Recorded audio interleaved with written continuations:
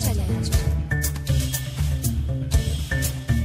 Développement, éducation, lutte contre les disparités, coexistence, le vivre ensemble, les ingrédients nécessaires à la sécurité en Afrique. C'est le challenge que devra relever le continent. Prospérité en toute sécurité. Africa Challenge avec Rima Ruibi. Africa Challenge. Bonjour l'Afrique et bienvenue à Africa Challenge. La renaissance de l'Afrique commence par l'émancipation de sa mémoire et sa souveraineté ne sera pas complète sans l'écriture de son histoire par ses enfants.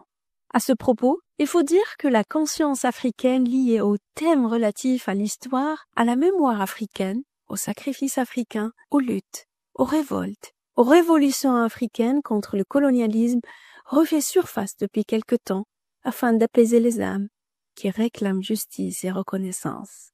Le Sénégal, l'Algérie, Madagascar et la liste reste longue aujourd'hui. À savoir que le traitement de l'histoire africaine dans le récit de l'ancien colonisateur est quasiment dépourvu de toute objectivité, fonctionne avec des œillères pour imposer une idéologie fondée sur la suprématie de la race, de la culture occidentale. Quant à la réaction africaine face à ce négationnisme occidentalo-centré, le politologue Jean-François Havard précise, et je cite, « Les accessions aux indépendances en Afrique ont-elles eu pour conséquence d'exacerber les enjeux de réécriture des histoires nationales et des mémoires collectives ?» Dès la fin des années 1950, plusieurs historiens et leaders politiques africains ont ainsi fait d'une rupture avec l'historiographie coloniale le support de leur engagement politique le plus souvent nationaliste, africain et anti-impérialiste. Fin de citation. Là, on comprend mieux la pertinence du propos du révolutionnaire algérien Frantz Fanon qui disait que chaque génération doit dans une relative opacité affronter sa mission, la remplir ou la trahir.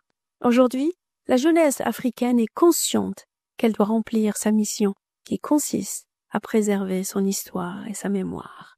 Le cas du Cameroun est éloquent. La France a mené à la fin des années 50 une véritable guerre contre les indépendantistes au Cameroun, marquée par des violences extrêmes selon un rapport d'historiens français et camerounais sur le rôle de Paris et après l'indépendance de ce pays d'Afrique centrale. Ce rapport dévoile des facettes méconnues de la répression coloniale française au Cameroun. Ainsi, peut-on lire que face à la montée du mouvement indépendantiste camerounais après la Deuxième Guerre mondiale, les autorités françaises mettent en œuvre une répression multiple, policière, administrative, judiciaire, mais aussi politique, empêchant les leaders indépendantistes d'aller s'exprimer à l'ONU en manipulant les scènes politiques camerounaises.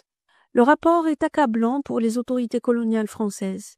Il est précisé que la France met en œuvre la doctrine de guerre révolutionnaire expérimentée en Indochine, mais aussi en Algérie, appliquant les mêmes méthodes, recours à la torture, ratissage massif, arrestation préventive, rafales et déplacement de population.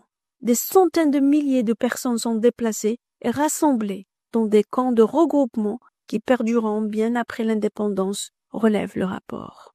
C'est cette reconnaissance des crimes coloniaux par les anciennes puissances coloniales qui est le véritable challenge que doit relever la jeunesse africaine afin que les sacrifices de leurs aînés ne soient pas vains. C'est une question d'histoire, de mémoire, mais surtout de dignité. À bientôt pour une nouvelle chronique et un nouveau challenge.